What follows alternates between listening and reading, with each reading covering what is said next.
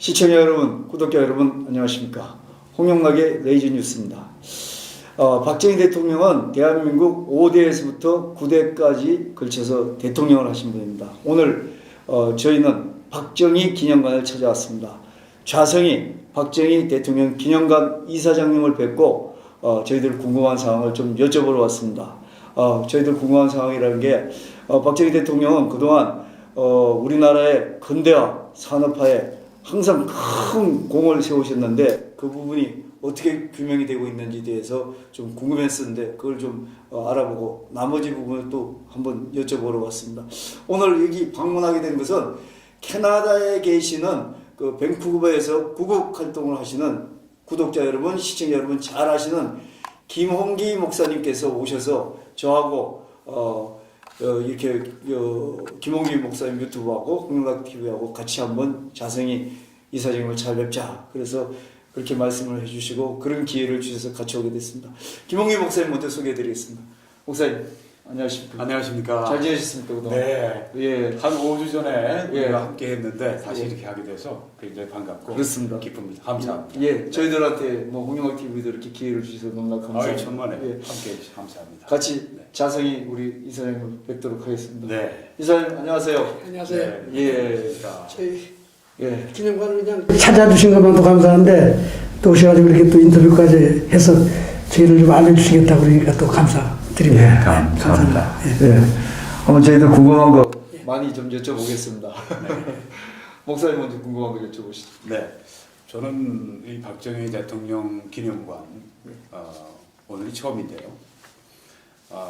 그 밴쿠버에 계시는 우리 애국자 한 분이 여기를 얼마 전에 다녀가시고 아주 좋게 소개해 주셔서 기대를 하고 왔습니다만은 이 차로 이렇게 들어오는데 이 기념관 건물을 보면서 이야 하는 생각을 가지게 됐습니다. 예. 우리 나라를 이렇게 발전시켜 주신 그 박정희 대통령에 대해서 우리가 정말 이 정도라도 감사할 수 있구나, 우리 마음 표할 수 있구나. 또 이 일을 위해서 정말 여러분들이 수고해 주셨구나. 또 특별히 이 좌승희 박사님께서 이사장님이 정말 수고 많이 하셨구나 하는 생각을 제가 가지고 여기까지 왔습니다. 예. 네. 그래서 또 말씀. 아닙니다. 네. 그래서 이렇게 기념관에 대해서 우리 좌승희 박사님처럼 그렇게 잘 설명해 주실 수 있는 분이 세상에 또 어디 있겠습니까? 네. 그래서 좀 기념관에 대해서 뭐 역사라든가 또 전시품이라든가 뭐 이런 등등 우리 좌승희 이사장님께 좀 소개를 좀 해주시죠. 예. 네. 뭐 아직도 미흡합니다. 근데 우선 저희 기념관은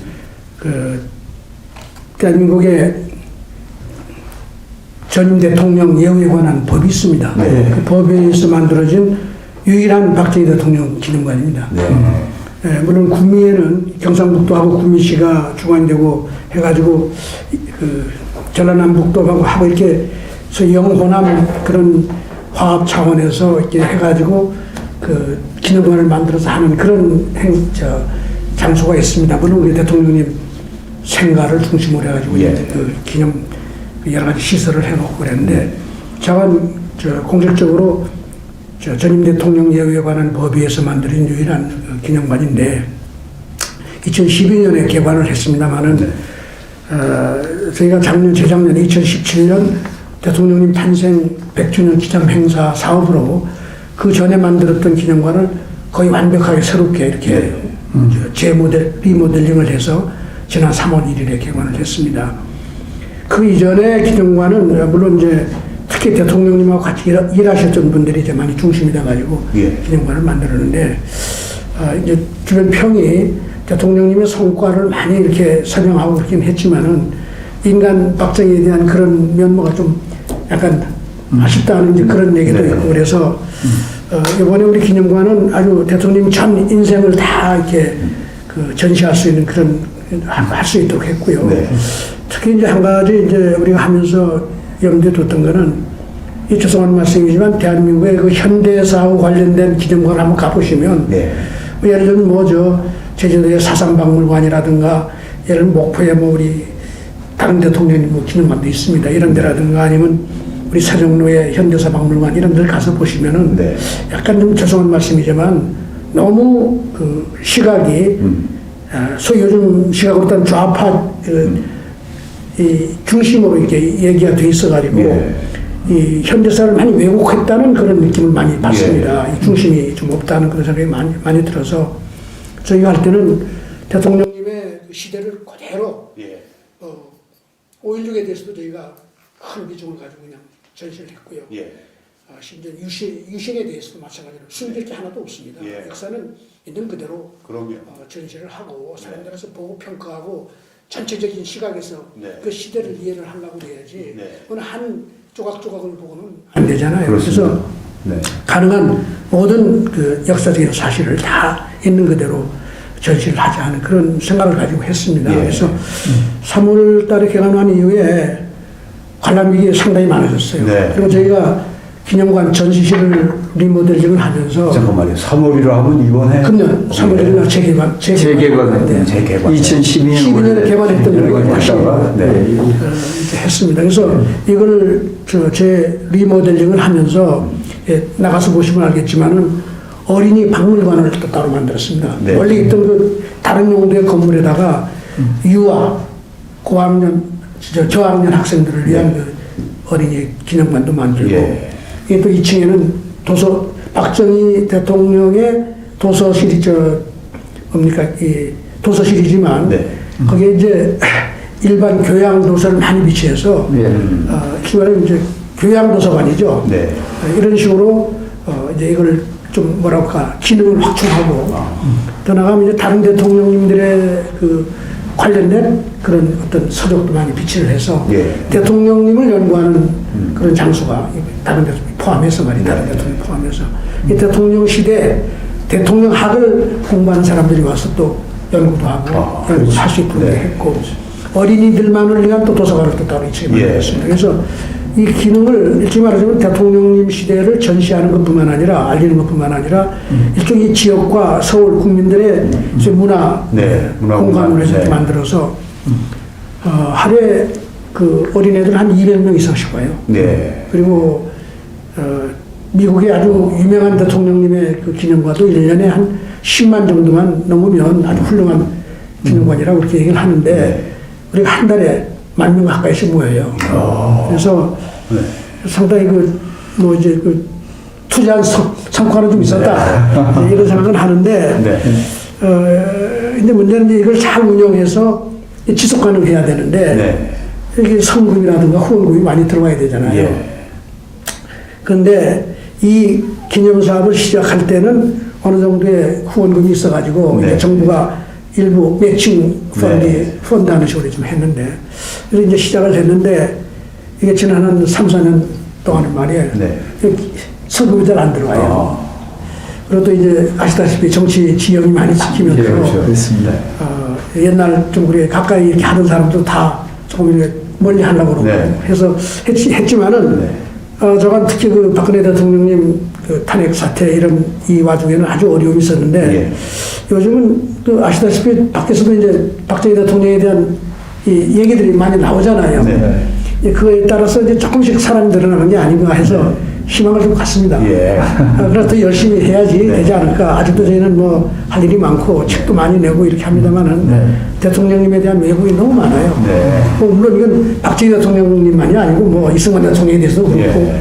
말하자면 이 건국과 부국이 대한민국을 일으킨 이 두 분 대통령에 대한 사실 폄하가 상당히 많은데 이걸 바로잡기 위한 노력을 저희가 꾸준히 해야 되는데 여러 가지 이 어려움이 좀 있습니다. 네. 왜 그러냐면 이 기념관을 출발할 때 이게 땅도 서울시 땅에다가 네. 뭐 임대 조건도 아주 어중간하게 해놓고 그냥 네. 건물만 댕그러니 지어가지고 뭘 시작을 했는데 이 용도에 대한 규제도 있고 말이에요. 네. 그러니까 대통령 기념관이라고 해놓고 대통령 동상을 세울 수가 없는 기념관 아마 세계에서 여기밖에 없을 겁니다. 정말 말이 안 되는 이야기죠. 제가 이거를 풀어보려고 그렇게 노력을 해도 지금 안 되는 거죠. 네. 그리고 뭐 그뿐만 아니라 이 기념관을 좀 더 지속 가능하게 하기 위해서는 외부에서 펀딩이 없으면 우리가 좀 뭔가 이게 돈을 좀 벌어야 될 거 아니겠어요. 네. 그래서 이제 필요하면 입장도 좀 받아야 되고 네. 이런 것도 우리가 마음대로 할 수가 없고 심지어는 카페를 열어가지고 차 한잔 대접하는 것도 마음대로 못하게 돼 있어요. 이런저런 아주 사소한 규제도 많고 그렇지만 뭐 말씀드린 대로 뭐 어떡합니까? 이건 우리가 해야 될 일이고 예. 대한민국이 수천만 년 가는 역사에서 이거 없이는 사실 대한민국을 일으키신 분 아니겠어요? 그렇죠. 그러니까 예. 이분이 그 하신 일을 잘 연구하고 네. 그 정신을 이해하고 업적을 또 선양하는 이제 네. 그런 일을 앞으로도 열심히 할 테니까 네. 우리 목사님도 캐나다 가서 많이 선전해서 오시면 꼭 좀 들리시게 도와주시고 아, 그러겠습니다. 요즘 뭐 일본에서 오시는 동포들이 좀 들리기도 하고 이제 그렇습니다. 네. 그래서 제가 그렇게 해서 열심히 해보도록 네. 노력하고 있습니다. 예. 아, 정말 이 어려운 중에도 이렇게 최선을 다해 주셔서 참 감사하고요.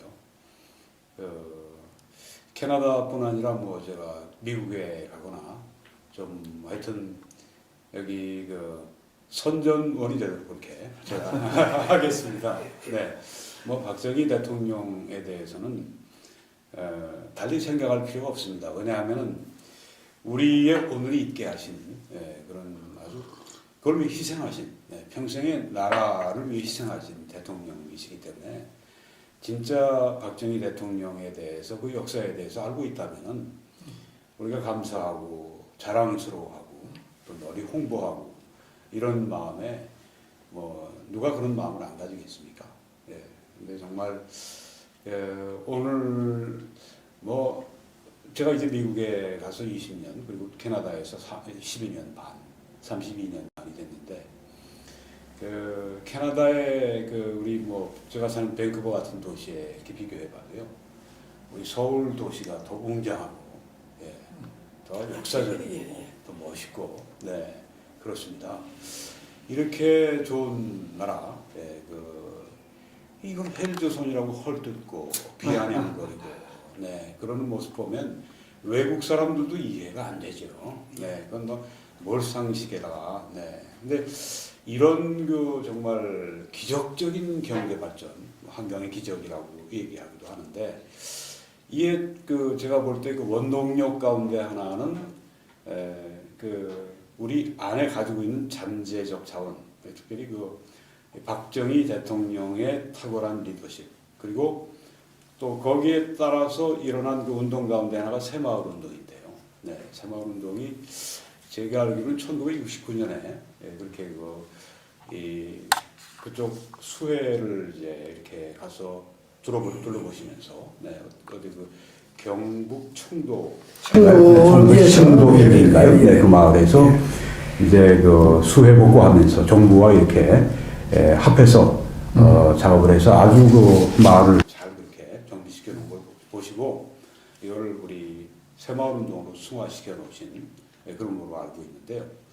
이 새마을 운동이 결국은 뭐 우리나라를 잘 살게 한 것뿐 아니라 아시아, 네, 또 뭐 동유럽, 아프리카, 네, 이런 데 심지어 중국까지 네, 저렇게 발전시켰는데 우리 새마을이 아주 진짜 이 시대의 모델이었는데 이 새마을 운동의 역사에 대해서 좀 말씀해 주시면 감사하겠습니다. 예, 역사는 뭐 이미 이 말씀을 뭐 하셨는데 의미라든가 뭐 전반 새마을운동은 사실은 어디서 이렇게 배워왔다기보다는 대통령님이 집권한 다음서부터 소위 그 수출을 일으켜서 공업화를 하겠다는 그 근대화 작업을 계속 하면서도 계속해서 농촌하고 도시가 같이 발전해야 된다는 그 사상을 가지고 있었고 그런 노력을 꾸준히 했어요. 네. 그래도 한 집권한 초기 10년 동안은 농촌 쪽에서 별로 큰 효과가 없었던 게 그게 사실입니다. 네. 그래서 이제 뭐 60년대 말에는 농특사업이라고 그래가지고 이 농가에다가 이 특별한 작물을 좀 이렇게 선택해줘가지고 하게 하고 정부가 지원하는 게 농가를 이제 권장하는 거죠. 농사를.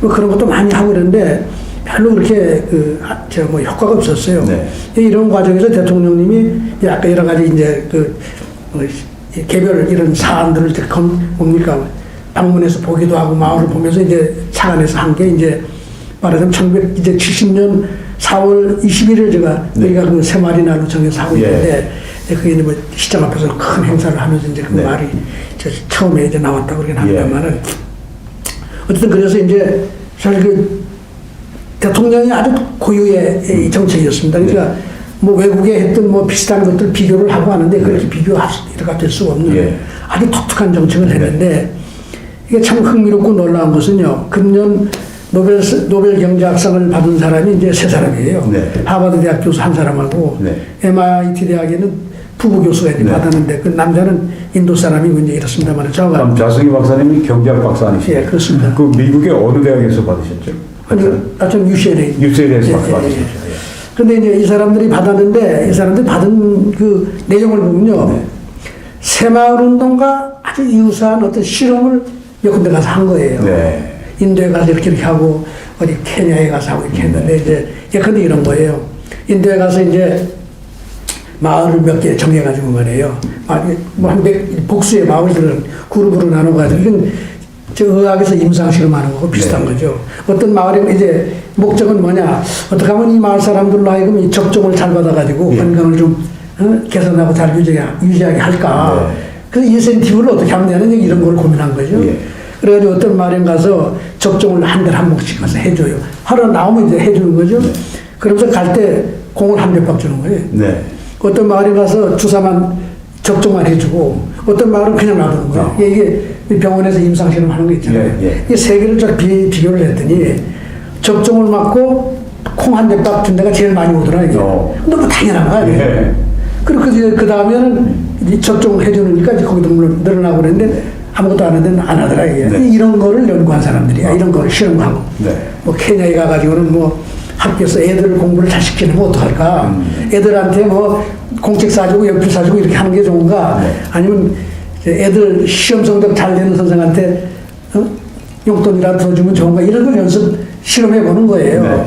뭐 당연히 뭐 선생이 인센티브가 가면 선생이 더 열심히 가르치니까 그게 도움이 좀 되지 않겠어요? 뭐 이런 거를 발견해 가지고 이거 뭐 이제 이런 걸 잘하면 빈곤에서 벗어나게 할 수 있다. 이런 걸 했다고 노벨상을 준 거예요.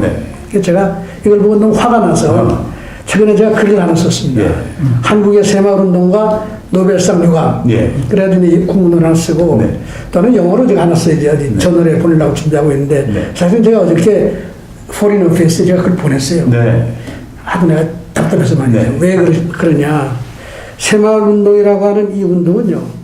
아주 처음부터 아주 독특한 방식으로 시작이 됐습니다. 기본 그 내용은 뭐냐면 열심히 하는 마을은 지원하고 열심히 안 하면 지원 안 해요. 아예 새마을운동을 빼버리는 거예요. 그리고 그 빠졌던 마을이 자력으로 참여해서 성과를 내면 그때 가서 이제 붙여주고 이런 거죠.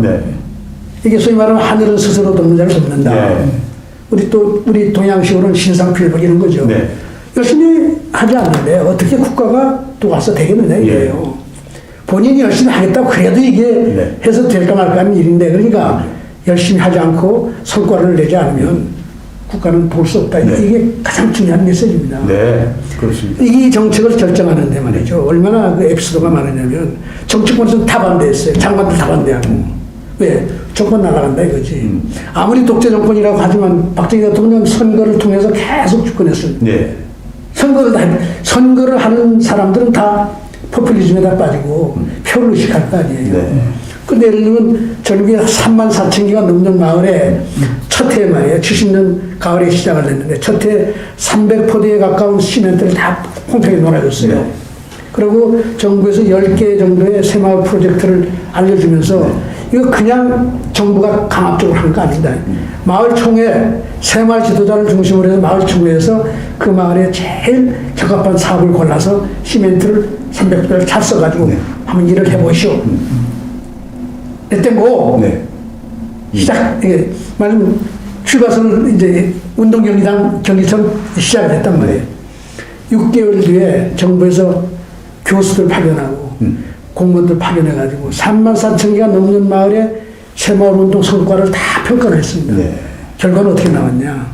반이 안 되는 16,000개 마을은 성과를 조금씩 내고 반이 넘는 18,000개 마을은 다 빠져버린 거예요. 안 한 거예요. 시멘트도 제대로 쓰지도 않고. 그러니까 정부에서 이제 어떡하냐.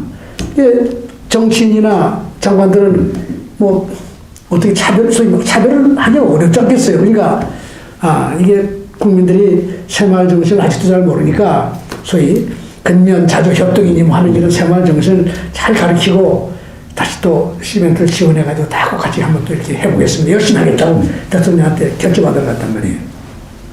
3번에 걸쳐서 대통령이 안 돼. 그 맨 마지막에는 정치인들이 제일 공화당 간부들이 다 와서 각각 그럼 절대 안 됩니다. 단번 선거에 다 죽습니다. 그 다음에 유신할 때, 그러니까 대통령 선거 다 올 때. 네. 큰일 났잖아, 이게. 대통령이 뭐라고 하셨냐. 내가 정권을 잃은 한이 있어도 네 원칙대로 해라. 스스로 돈 있는 자를 먼저 지원해라. 이렇게. 근데 이게 5년 동안 돌아가니까 그 다음에 어떻게 된지 알아요? 첫 해에 잘했던 16,000개 마을은 물론 잘했지만 18,000개 중에서 6,000개 마을이 그 화가 날 거 아니에요. 똑같이 뭐 이렇게 살다가 뭐 열심히 했다고 한들 무슨 크게 차이가 있겠습니까? 다 어려운 상황인데 근데 거긴 대통령도 왔다가 뭐 또 그리고 두 번째에 어떻게 하는지 알아요? 성공한 16,000개 마을에 시멘트를 300포대에서 500포대로 늘려줬어요. 네. 다른 마을은 다 배제한 거지. 이렇게 나가니까 그 배제당한 마을이 말이에요. 이거 뭐 이거 뭐냐, 어떻게 된 거냐, 이게. 근데 어디 가서 뭐 요즘 같은 백을 쓸 수가 없잖아요. 대통령이 안 된다고 그러니까. 네. 하숙씩 가서 배워야지. 이게 2,000개 그 다음 계속 넘어오면서 5년 사이에 전국 모든 마을이 자주 마을 다 올라갔단 말이에요. 그리고 그 결과가 어떻게 됐냐. 전국 그 비교를 해보면 도시와 농촌 소득이 평균 가구당 소득이 농촌이랑 도시 70% 정도밖에 안 됐어요. 근데 100%가 5년 뒤에 넘어갔단 말이에요. 그러니까 이게 아까 그 실험했다는 건 이게 조적 지연이지, 이게 말하자면. 그렇죠. 근데 그건 아직 실험 중이고 그 어떻게 그걸 국가 단위로 어떻게 쓰는 데 대해서는 아무런 아이디어가 없어 지금. 어떻게 이거를 노벨상을 주냐. 그래서 내가 거기다 그래다 뭐라고 썼냐. 박정희 대통령 노벨상을 이미 받았어야 된다 이거예요. 그렇죠. 당연하죠. 그래서 사실은 그 이전에 비슷한 사고를 가진 그 경제 분야의 상이 2번이나 더 나갔어요. 제가 그때도 계속 이거는 박정희가 이미 다 한 거다. 이런 얘기를 했지만 이번엔 아주 너무나 실험까지 이렇게 했길래 내가 이건 참 안타깝다. 박정희를 조금만 더 일찍 알았으면 이런 거 안 하고 이미 다른 나라 가서 다 이렇게 세울 수 있는데 안타깝단 말이죠. 근데 또 더 놀라운 것은 박정희 대통령이 새마을운동에 성공을 하고 나니까 전 세계 배운다고 하지만 70개국 가까이서 뭐 야단이잖아요. 유엔에서 나서가지고 뭐 밀레니엄 빌리지 프로젝트 한다고 야단이고 성공하는 나라가 없어요. 그냥 야단이야 한다고 그러지만 실제로 그 나라가 새마을운동 때문에 국가가 바뀌고 이게 일어나지가 않아요. 그 이유가 뭐냐? 아까 제가 얘기한 이 메커니즘을 아무도 가서 얘기 안 해주는 거예요. 요즘 시대는 다 사회주의 이념이 평등합니다. 그게 뭐예요? 평등. 평등한 사회에서 그렇게 할 수가 없다는. 민주주의 하는 나라가 그렇게 할 수 있는 나라가 없는 거예요. 그러니까 처음에 가서 돈을 지원하고 몇 개 마을을 해가지고 시작을 하지만 이걸 전국적으로 퍼져나가게 해야 될 거예요. 그렇게 하는 나라도 하나도 없고 여러 개 마을을 포함시켜서 성과를 따져가지고 잘했냐 못했냐 따지는 데 한 군데도 없어요. 그러니 그게 지속 가능하지가 않다 이거죠. 이 새마을운동은 제가 보기엔 이건 농촌의 개발 문제만이 아니에요. 박정희 대통령 시대 경제정책을 잘 연구를 해보면요.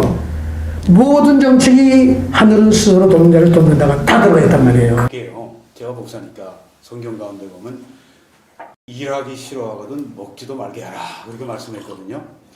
아주 그대로 딱 들어맞는 내 성경적인 정책인데 요새 같아서는 뭐 그냥 놀고 먹는데도 그냥 돈 쥐어주고 이렇게 해서 나라의 젊은이들이 어떻게 이 격변하는 국제 정세 속에서 나라를 이끌어갈 수 있겠습니까?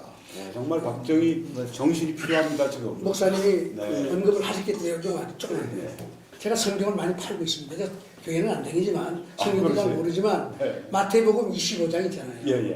달란트야. 달란트비요. The story of the three servants.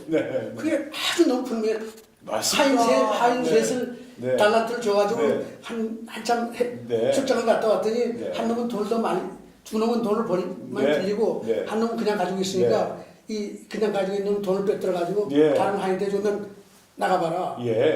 돈을 받았으면 투자해가지고 이자도 갚아야 되고 일을 해야 뭐 했냐. 이게 바로 박정희 시소득 문제를 돕는 거예요. 맞습니다. 그러니까 이 정책이요.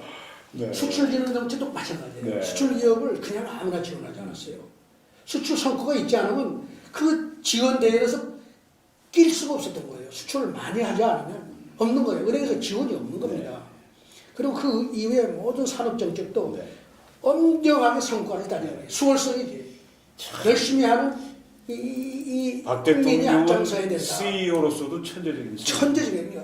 지금 이런 일을 할 수 있는 대통령이 나오면 가능해요. 네. 근데 이런 지금 민주주의 사회, 요즘 같은 민주주의 이건 안 되는 거지. 그렇죠. 모든 정치인은 거꾸로 다 하는 것이 표에 도움이 된다고 생각하는 시대가 됐으니 말이에요.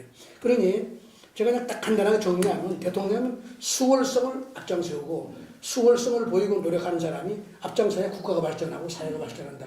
그게 또 다른 의미에서는 그렇게 하는 사람이 많이 나와야 그렇지 않은 사람도 동기가 부여돼서 다 같이 가는 거다. 이 말이에요. 내가 노력하면 뭐가 나와야지 값어치가 있는 거지. 새마을운동을 할 때 이랬습니다. 모든 사업은 소득이 생기는 사업을 먼저 해라. 왜? 그래서 열심히 노력하면 내가 나아진다는 걸 막 증명해 줘야지 그게 참여하는 거 아니냐. 그래서 그러니까 빠른 속도로 소득이 늘어나는 거예요. 그렇게 하니까. 이게 바로 대통령이 너무 그 실용적이고 실사구시적인 거죠. 네. 그래서 이게 모든 경제 정책에도 이게 퍼지면서 그 속에서 사는 사람은 하면 된다는 정신이 생기는 거예요. 그렇죠. 이게 시장 경제 자본주의의 본질 아니에요? 본질입니다. 본질을. 네. 네. 네. 네, 아니 저 하나 그 말씀 중에 듣다가 보니까 하나 좀 여쭤봤으면 좋겠네. 뭐 수월성을 하고 그다음에 시장경제주의의 어떤 그 기본을 추구하셨다는 건 좋은데 또 하나가 요즘 이제 문제되는 게 이제 정치사상적으로 어떻게 하다 보니까 지금 이제 그 우리 지금 현실이 보면은 나라를 구한다 이런 얘기하면 자유민주 체제를 확보하자.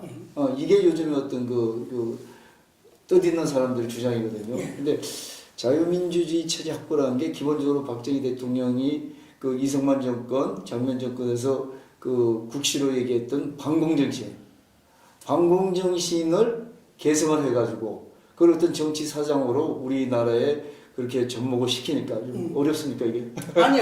그러다 보니까 성공했죠. 결국은 그게 성공이 됐는데 한때는 그게 지금 아까 그 저 이사님 말씀하신 것처럼 그거는 민주주의에 격행하는 거다. 요즘 무슨 그 뭐라 그래요?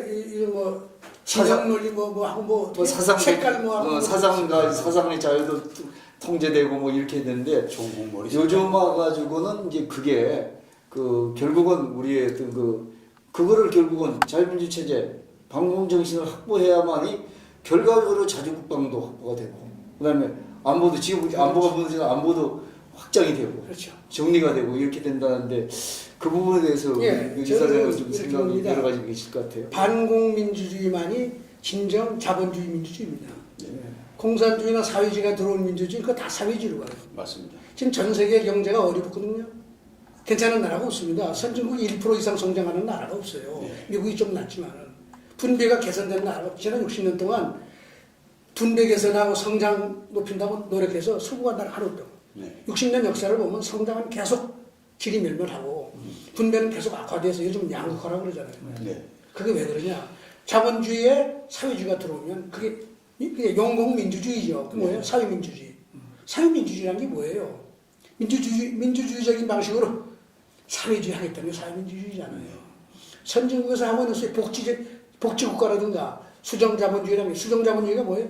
자본주의가 소위 사회주의자들의 주장에 의하면 자본주의가 불평등을 만들어내니까 불평등을 없애는 자본주의가 하겠다는 거예요.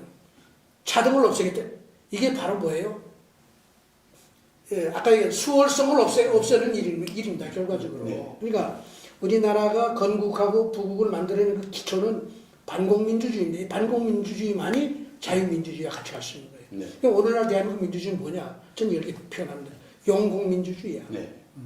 용공민주주의라고 해요. 공산주의도 좋고 사회주의도 다 포용하는 민주주의를 하겠다고 그러는데 그런 나라는 반드시 경제가 망하게 돼 있어요. 그렇게 되어 있습니다. 지금 우리 전시실에 가시면 방 안에 대통령 어록을 쫙 해놨는데요.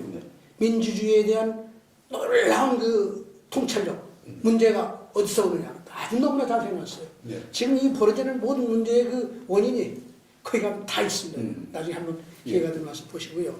그래서 저는 이렇게 봅니다. 전 세계가 지금 아까도 말씀드렸지만 2차 세계대전 이후에 평등한 사회를 추구한 게 전 세계가 걸어온 길이에요. 뭐 사회주의도 평등을 추구했고 자본주의도 소위 말하면 불평등을 완화해서 재분배하고 이렇게 해서 재분배한다는 게 수월성을 없애고 같은 거예요. 결과적으로는. 그게 사실은 전부 다 사회주의 공산주의 이념을 자본주의 속에 집어넣어가지고 하겠다는 민주주의적인 방식으로 하겠다는 그런 건데 저는 이건 용공민주주의라고 네. 봐요. 박정희 대통령은 철저히 그걸 막았습니다. 네. 그러니까. 우리가 그걸 허용하면 경제를 일으킬 수가 없는 거예요. 예. 그래서 제가 좀 걱정스러운 거는 박정희 사후에 박정희 대통령을 그 독재니 뭐냐 하는 이런 이름으로 말이죠. 반대로 한다는 게 오늘날 대한민국 현재거든요. 그 반대로 한 첫 번째가 수월성에 반하는 일을 하는 거예요. 평등사회를 만들겠다 그런 겁니다. 예. 그렇죠? 그 민주주의가 그걸 수용하고. 그래서 요즘은요, 제가 좀 솔직히 말씀드려서 대한민국 정치권의 여야를 막론하고 네. 전부 다 사회주의 이념을 수용하고 있어요. 네. 그래서 저는 솔직히 말해서 우파가 정권을 잡아도 이 사람들만큼 더 잘하리라 좀 확신 안 써요. 네. 이런 겁니다. 지금 이 현재 정권을 잡은 사람들이 가는 길이 달려가는 게 한 100m가 있다면 우파라고 하는 정당은 한 70m가 있어요. 본질은 다 같은 거예요. 네. 그러니까 정책의 패러다임이 같다 이거야. 뭐냐? 약자 우선에. 열심히 하지 않는 사람 우선인 거예요. 예. 학교에서도 공부 안 하는 학생 우선에. 네. 가난한 학생 우선이고 공부 잘하는 학생 장금 안 주는 거. 요즘 다 그렇게 가잖아요. 예. 이게 잘 보세요. 과학기술연구원, 과학기술학대에서도 열심히 하는 과학자 작대 되지 못하거든요. 네. 그러니까 아까 박정희 대통령 시절에 했던 그 수월성을 추구하는 정신이 온통 다 사라진 거예요. 네. 그 정도가 다를 뿐이야, 여야가 지금. 그러니까 지난 30년을 우리가 회고해 보면 박정희 대통령이 했던 정책 패러다임, 스스로 돕는 자를 돕는 것만이 국가를 부강하게 하고 근대화를 일으키는 일이다. 물론 그것의 구체적인 방법은 반공민주주의죠. 네. 이거를 다 버렸단 말이에요. 그러니까 오늘날 한국이 이렇게 될 수밖에 없고 예. 이거는 전 세계를 놓고 보면 그대로 증명이 된다. 네. 전 세계 선진국이 사회주의 이념을 안 받아들이는 나라가 없고 제가 이 목사님하고 계시면 미국의 지금 대선 그 문제가 지금 대선 그 선거 국면에 들어가 있잖아요. 민주당의 대선 주자로 나온 사람들의 주장을 보세요. 완전 사회주의야. 예, 그렇습니다. 이게 미국에서 저런 일이 벌어지고 네, 있으니 미국에서 그렇습니다. 다른 나라는 이미 말할 수가 없는 거예요. 저런 사람들이 지식인들이 저거 다 수용하잖아요. 네. 근데 저는 경제학자로서 정말 내가 보기에는 그런 정책을 하면 소위 용공을 말하자면 사회주의 이념을 수용하는 정책을 하면 다른 말로 표현하면 수월성을 약화시키고 경쟁을 없애고 모든 사람이 다 소위 행복하게 만들어주는 그런 정책을 하겠다고 하는 정책을 내걸고 가면 반드시 경제는 망하게 돼 있다. 하향 평준화 될 수가 네. 있어요. 그렇습니다. 그래서 이제 그렇다 하다 보니까 이제 새로 이제 좌파 정권이 그 득세를 하려고 그러다 보니까 박정희 대통령의 그 아까 얘기한 그 경제라든지 이런 게 반공민주주의로 가야지 그게 효용성이 있는데 그러지 못하고 결국은 그거를 폄하하는 게 뭐 독재를 했다. 그렇죠. 사람들 어떤 그 뭐 사상을 심각하게 침해했다. 사람들을 옥죄했다. 이런 식으로 해가지고 이제 폄하를 하다 보니까 반공이 예. 사실은 그 잘못된 것처럼 잘못된 것처럼 또 박정희 대통령도 반공을 추구를 안 한 사람으로 국시의 개입을 잘못 추구한 사람으로 그래서 그걸 잘못- 독재에 이용한 사람으로 이런 식으로 이제 활용이 된 게 좀 안타까울 저기요. 그래서 제가 유동열 박사라고 아시죠? 네. 예. 자유민주연구원 아주 그분이 재밌는 자료를 그분이 이제 용공 세력 그 하는 그런 경찰 활동도 하고 옛날 그랬던 분 아니에요. 네. 그분이 이제 연관 조사에 의하면요, 박정희 대통령 시절에 그 용공 그 뭐라 그럽니까? 그 무슨 사범이에요? 저 반공사범 반국가사 그러니까 반국가사범이 시국사범이라고 그래가지고 요즘 뭐 들어가고 그런 예. 네. 그러니까 이게 있잖아요. 공산주의 운동하고 이런 사람들 사는 아이고 이제 그런 사범을 이제 많이 그것도 반공민주를 했기 때문에 이제 그걸 많이 이제 잡아서 이제 처벌도 하고 그랬는데 그게 대통령 집권 18년 동안에 1,250건이랍니다. 그 용공 이 사건이 말이에요. 네. 근데 그게 이제 대통령님 돌아가시고 이제 나중에 정권이 바뀐 다음에 이제 그 거의 연루됐던 사람들이 뭐 재심 요구하고 이래가지고 또 몇 개가 이제 뭐 번복되고 이런 신문서 그런 것도 보셨을 거 아니에요. 그걸 다 조사해서 나온 결과가 어떻게 돼 있냐. 1,250건 중에 1%가 재심에서 번복이 됐어요. 근데 1%면 몇 개인지 아세요? 12건입니다. 그렇게 많이 떠들어대지만 실제로 거의 99%가 다 실체적으로 용공 활동을 한 사람들이라는 거예요. 근데 그 1.25%도 그 번복된 것도 내용을 보면 그 사안이 용공 활동을 안 해서가 아니라 그 활동을 했지만은 그걸 처리하는 과정에서 법 절차를 위반했거나 이래가지고 번복이 되었다는 거예요. 그러니까 그분의 주장은 1250건에 해당하는 그렇게 막대한 용공 사건이 벌어졌고 그 다 실체적인 사실로 된 거기 때문에 이거를 가지고 독재라고 얘기하면 안 된다는 거예요. 인권 유린이 아니다 하는 거를 그 사람이 이제 뭐 아니 사방에서 얘기를 하고 계시죠. 그래서 저는 이제 그 박정희 대통령에 대해서 뭐 얘기할 때 예를 들면 그런 장기 집권하기 위해서 모든 걸 했다 이런 거 아니에요. 권력의 욕심이다. 권력의 욕심 있는 사람은 새마을 운동 절대 안 합니다. 그렇죠. 네. 새마을 운동은요 궁극적으로 어떻게 됐냐? 그게 옛날 시골에 가면 말이죠. 옛날 양반들 있고 지주 있고 뭐 이장 있고 다 있어요. 이런 사람이 다 배제되고 젊은 새로운 사람들이 나서서 새마을 지도자를 하면서 모든 결정을 새마을 총회에서 결정을 했어요. 이런 민주주의적인 방식으로 한 예가 없습니다. 그러니까 새마을 운동이 바로 오늘날 민주 시민 그 의식 함양의 도장이다. 대통령이 이미 그렇게 얘기를 했거든요. 이렇게 하는 독재자가 어디 있냐 이거예요.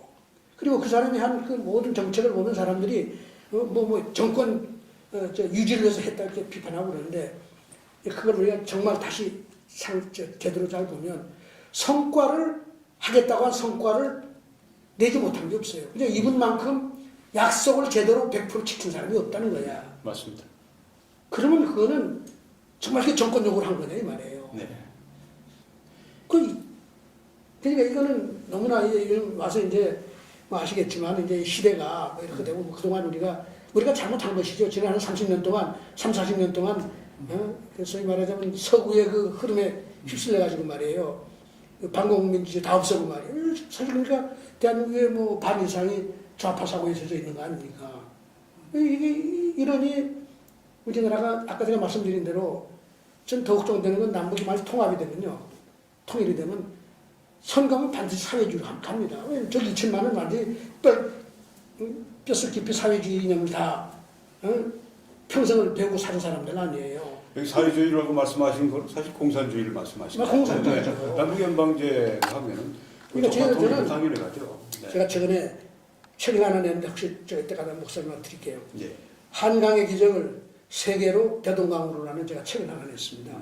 한강의 기적을 많은 사람이 얘기하지만 그게 뭐야 그러면 구체적으로 잘 정리가 안 돼 있어요. 한강의 기적이라는 말 자체도 우리는 아무도 그래 얘기한 사람 없어. 왜냐면 박정희를 도와서 적극적으로 박정희 정책을 지지한 사람이 아예 없었기 때문에 대한민국은 아주 극소수였단 말이에요. 외국에서 볼 때 이게 깜짝 놀랄 기적이다 이래서 이게 한강의 기적이라는 이름도 붙여졌는데 그 내용을 팔아먹으려고 해도 뭐 이게 뭔데? 다른 사람들이 독재 정권 팔아먹으려고 이렇게 얘기할 거 아니에요. 그 시대의 정책을 아직도 제대로 이해하고 정리되어 있는 게 없단 말이에요. 그래서 제가 그 작업을 잘 정리를 했습니다. 하고 정말 귀한 작업. 이게 지금 아까 얘기한 대로 이게 수월성을 추구한 박정희의 지도력이죠. 경제 수월성을 추구하지 않으면 경제를 발전하려면 수월성을 추구해야지. 그러잖아요. 노벨상을 받으려면 수월성을 추구해야지. 노벨상이 나오지. 과학자 제대로 열심히 하는 과학자 대접 안 하고 어떻게 그게 나와요. 하버드 대학에 나오려면 공부 잘하는 학생이 많이 나와야지 그 되는 거지. 이건 너무나 분명한 사실이잖아요. 그런데 이 수월성에 기초한 사고방식, 아까 마태복음, 성경이 꼭 같은 거예요. 우리 동양의 법과 사상, 신석불이 꼭 같은 거예요. 이게 시장의 원리입니다. 자본주의 원리고. 이거를 제대로 수출하면 전 세계가 어려운 이 경제가 딱 일어날 수 있다. 북한, 딴 거 살피지 마라. 뭐 트럼프 대통령이 무슨 베트남은 저거 아직도 저거 갈 길 모르는 나라야. 다 잊어버리고 박정희를 모셔가라. 그러면 북한도 잘 된다. 이런 얘기를 해서 했는데 어쨌든 저도 정말 안타까워요. 우리가 박정희 대통령이 사람이니까 실수를 왜 안 했겠어요. 저 기념관에 가면 서구 좋습니다. 대통령께서 나도 인간이니까 실수 많이 했다. 그러나 내가 대한민국을 위한 일은 뭐 어디든 뭐 사업을 하는데 뭐 세만 어디든 내가 필요하면 쫓아가겠다. 뭐 이런 얘기 다 그런 나와 있어요. 진짜 애국자예요. 내가 죽어도 나라가 잘 되면 된다. 글쎄요. 예, 이게 진짜 애국자입니다. 그렇게 해서 저는 하고 있는데 저는 안타까운 거는 그러니까 대통령님을 또 얘기하면요. 아니 그 사람은 지금 그 사람 걸 지금 쓸 수 있는. 그 사람은 철학과 사상을 제대로 해서 우리가 쓰면 오늘날 대한민국도 도움이 되고 북한도 도움이 되고 세계도 도움이 되지 않겠느냐. 그럼요. 아까 뭐 새마을 정신도 마찬가지지만 방공도 예. 지금 다시 써야 될 시기에 와 있지 않습니까? 물론입니다. 그래서 더 얘기하실 시간 많이 지났어. 4, 50분 지났어. 시간이 지나서 그래서 또 하고 나중에 1부, 2부, 3부 그래서 제가 보이는데요. 아까 새마을운동하고 네. 노벨상 얘기를 하는데 예. 제가 이런 얘기 좀 썼어요. 네. 박정희 대통령의 경제정책 패러다임 이게 진정한 의미의 자본주의 정신을 제대로 실천한 거다. 네. 그동안 여러분들이 전 세계 얘기하는 자본주의는 틀린 거다 이게. 왜 칼 막스가 너무 많이 들어가 있어 이게. 네. 그러니까 안 되는데 예. 칼 막스를 아버지처럼 모셔서 자본주의에 썩다 보니까 자본주의가 안 되잖아요. 네. 그러면 뭐라 그러냐 이게 자본주의 문제라는 거야. no 그게 아니라 이건 자본주의 문제가 아니라 사회주의 공산주의의 문제다. 예. 그걸 제대로 알아야지 되는데 그럼 진정한 의미의 자본주의 정신은 어디 있냐? 이 박정희 있다. 네. 이거 가져가라. 예. 제가 그 얘기를 써서 네. 제가 많이 선언하려고 노력을 하고 있죠. 예. 참 정말 베스트셀러가 돼야 되는 그런 그렇죠. 책이고, 정말 그 학자로서 따진다면 자승희 박사님이 노벨상 아이고. 수상. 그런데 제가 도서관에 가시면 제가 영문으로 네. 2017년에 책을 2권 냈습니다. 네. A General Theory of Economic Development. 네. 그래서 부제를 뭐라고 붙이냐 알아요? 네. Two words, Capitalist Manifesto. 음. 진정한 의미의 자본주의 경작인데 이게 네. 바로 박정희 경작이다. 네. 그리고 그걸 적용해서 제가 한국의 흥망성쇠라는 책을 썼어요. 네. The Rise and Fall 예. of Korea's Economic 네. Development. Lessons for 네. Developing and Developed Economies. 네. 네. 그 두 권을 어디서 냈는지 알아요? 첫 번째 책은 에드워드 엘가, 네. 영국이에요. 네. 두 번째 책은 맥밀란. 네. 제 책을 2권 냈는데 예. 도서관에 있습니다. 네. 아직 뭐 외부에서 많이 알려지진 않지만 네. 않았지만 많이 봐요. 네. 엑스트라 접속 건수도 많고 이제 그것이 한데 예. 저는 박정희의 이 사상이 이 네. 철학이 네. 경제적인 예. 이 정책하는 이게 인류 70억 인류의 네. 미래에 네. 도움이 될 수 있다 하는 그 얘기를 책 앞에다가 딱 썼습니다. 네. 이거 뭐 검증된 거 아닙니까? 그러니까 제가 자신 있게 얘기를 하죠. 예. 우리 같이 잿더미에서 일어나고. 경험 네. 실제 경험한 일은 없어요. 그럼요. 이거는 너무나 뭐라 와서 봐 이게 바로 그거다 이렇게 예. 하셨잖아요. 예. 60년대 그 혼돈, 가난. 그렇죠. 네. 이 시대에 진짜 샛별같이 일어나서 네. 이게 이렇게 한강의 기적을 이루는 그 배경에 물론 한미동맹이라고 하는 배경이 있었지만은 네. 이런 그 내부적인 이 그 내공이 없이는 이게 이루어질 수 없었던 기적이. 한미 동맹 말씀을 하셨는데 안보 없이 경제 안 되잖아요. 그렇습니다. 특히 반공을 해야 되고 반공이 경제의 기초입니다. 그렇습니다. 제가 오늘 좀 드리는 말씀은 자본 반사회주의 반공산주의에 깔리지 않으면 경제 절대 안 움직입니다. 네, 네, 근데 그걸 하려면 우리가 공산주의 다 둘러싸여 있는데 이거 싸워야 될 거 아니에요. 네. 미국이 없이 됐겠네 이게. 안 되죠. 그리고 또 일본하고 손 안 잡으면 안 잡아서 됩니까? 안 되죠. 한미일 이 연합체제가 네. 이게 한국 정부에서 일으킨 힘입니다. 그렇습니다. 오늘 와서 이제 뭐 여러 가지 이유로 이 저 정부에서 그걸 자꾸 이렇게 폄하하고 뭐 네. 지소미아 문제가 나오는데 이건 정말 과거 역사도 모르고 이 진짜 뭐가 중요한지를 잘 모르는 사람들이 하는 거 아니냐. 제가 오늘 질문을 드리기 위해서 좀 몇 자료를 써놔봤는데요. 이게 저 지소미아 파기까지 이어진 그 배경이 이제 1964년에 한일 협약 거기에 대해서 인정하느냐 안 하느냐 이제 그 문제인데 그때 우리 박정희 대통령 또 뭐 함께 하시는 분들이 이 일본으로부터 그 자금을 받자. 그래서 그걸 시드머니로 해서 우리 경제 개발을 시키자. 그렇게 되면 경제 개발 자체가 우리 안보에 기여를 하는 것이다. 그분들 생각하는 것은 미래를 위해서 발전적으로 사고를 했고요. 그리고 실용적으로 사고를 했고 또 호혜적으로 사고를 했습니다. 네, 뭐 일본과 교류하면 일본도 잘 될 것이고, 네. 근데 요새 하는 걸 보면 이건 완전히 과거에 얽매여서 사고가 퇴행적이고 또 편로의식한 정략적이고 또 아주 그냥 그 고립적이고, 네, 진짜 아주 그 이 발전과 성장과 정반대가 되는, 네, 이런 길을 걸어가고 있는데 참 너무 안타깝습니다. 예, 예. 그래서 뭐 얼마 전에 100년 전쟁이라고 뭐 네. 참, 이런 아니 역사를, 이승만 박정희를 네, 말도 안 돼. 친일이라고 얘기하는 말이에요. 이건 사실에 너무 안 맞는 거야. 어떻게 선전을 하든. 생각해 보세요. 이승만 대통령이 평생 독립운동을 했고, 네. 그분은 정권 잡고서 일본하고 심지어는 국교 정상화도 못하겠다고 그러고 예. 버틴 사람은 얼마나 이제 네. 천추의 한 아니겠습니까? 예. 일본에 대해서. 그래서 저는 사실 시대적으로 보면 일본하고 손을 잡는 것이 불가피했다고 생각은 하지만 이승만 대통령을 좀 비판할 수가 없다고 봐요. 예. 그 사람은 그 체험을 한 사람이기 때문에 어떻게 그 이해가 사람하고 되죠. 같이 가자고 할 수가 있냐 이 말이에요. 그러니까 일본을 도저히 용납 못한 거 아니에요. 네. 근데 그 사람을 신이라고 한다. 말이 안 되잖아요. 박정희는 조선 말씀이냐 일본 사람입니다. 태어나기 일제 시대 태어났고 일제 교육을 받았잖아요. 네. 그 시대 대한민국 모든 사람이 일제지. 네. 일산이죠. 일산 말하잖아요. 네. 그러나 그 사람은 뭐 어떻게 한 줄 알아요? 실용적으로 생각을 어떻게 했냐. 일본을 이용해서 일본을 극복하겠다는 거지. 네. 이 사람이 계속 일본을 극복해야 된다고. 예. 일본이 왜 겁이 나냐 이거야. 내가 해보니까 육사 가서 해보니까 아무것도 아니더라 이거야. 육사 우등으로 졸업하고 그랬잖아요. 예. 내가 해보니까 아무것도 아니야 이놈들 말이야. 왜 이게 말하자면 겁먹냐 이거죠. 필요하면 우리가 미래지향적으로 협상해가지고 돈을 받아서 우리가 투자를 해서 나중에 일본을 뛰어넘으면 될 거 아니냐. 전 지금도 마찬가지야. 조금만 더 노력하면 일본을 앞설 수 있어요. 네. 이런 식으로 해서 절대 안 되는 거예요. 안 되죠. 왜 그 정신을 못 배우게? 예. 박정희가 이걸 가지고는 이게 친일이라고 얘기할 수 있는 얘기예요.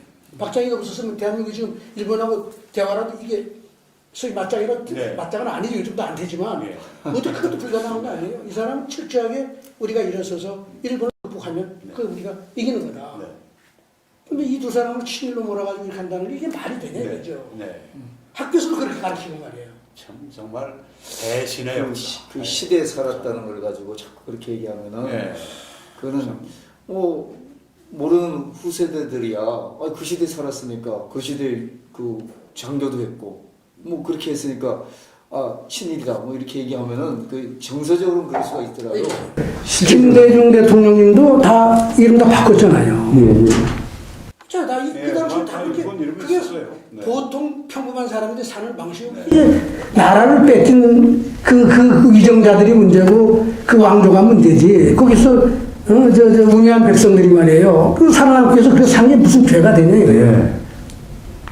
그리고 제가 일산이라고 한 얘기는 그 당시 세대는 전부 다 일산, 제 표현이 이상하지만 일제시대 다 태어나고 그 교육을 받았으니 그거 어떡하란 말이냐 이게.